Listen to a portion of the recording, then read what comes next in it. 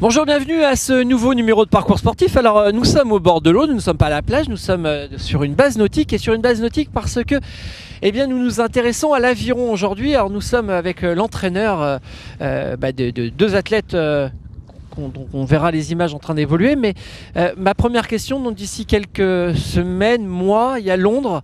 On ne sait pas encore qui est qualifié pour Londres. Alors comment on se prépare dans ces cas-là, et psychologiquement et physiquement?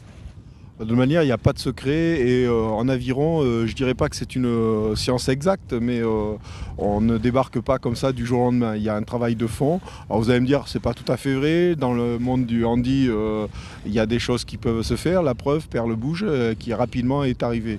C'est vrai, mais elle est arrivée parce qu'elle avait une valeur un petit peu au-dessus de la norme, hein, déjà.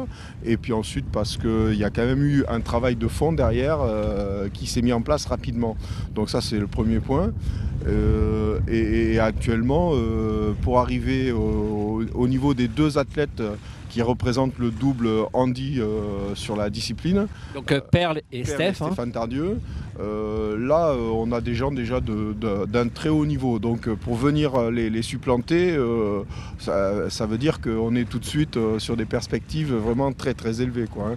Comment on arrive à maintenir toujours ces athlètes? Quand on est entraîneur, on t'a suivi, on a passé du temps avec toi, avec Perle, avec Steph. Il y a une super bonne entente, il y a une vraie cohésion. Puis par moments, tu les pousses au cul, tu les provoques, notamment quand tu es avec ton vélo au bord de l'eau comme ça.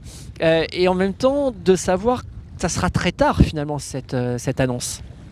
Oui, alors oui, l'annonce définitive, elle est tardive entre guillemets, mais en même temps c'est normal, il faut prendre les gens en forme du moment. On ne sait jamais, il peut arriver que même chez les valides, ça peut arriver aussi.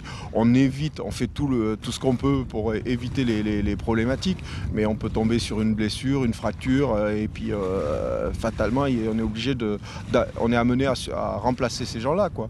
Mais de manière générale, les gens qui sont actuellement préposés, ils sont en liste. Et la preuve, c'est qu'on est en stage, on travaille le double par rapport à la perspective Londres. On n'est pas en train de se poser la question comment les remplacer, quoi. Évidemment, s'il arrive quelqu'un de beaucoup plus fort, on sera amené à éventuellement réfléchir à la problématique.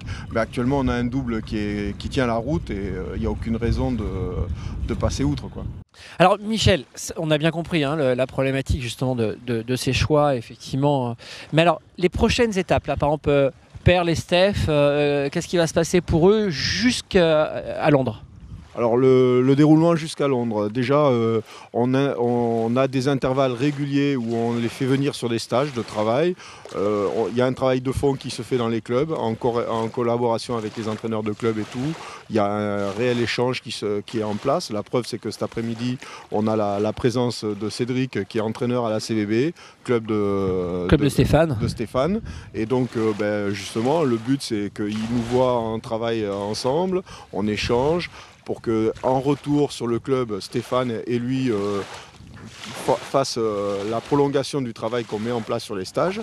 Il se fait de la même chose avec Perle sur Bayonne, où Emmanuel Idop, qui est son entraîneur de club, a les mêmes retours et avec qui on travaille de la même manière, quoi.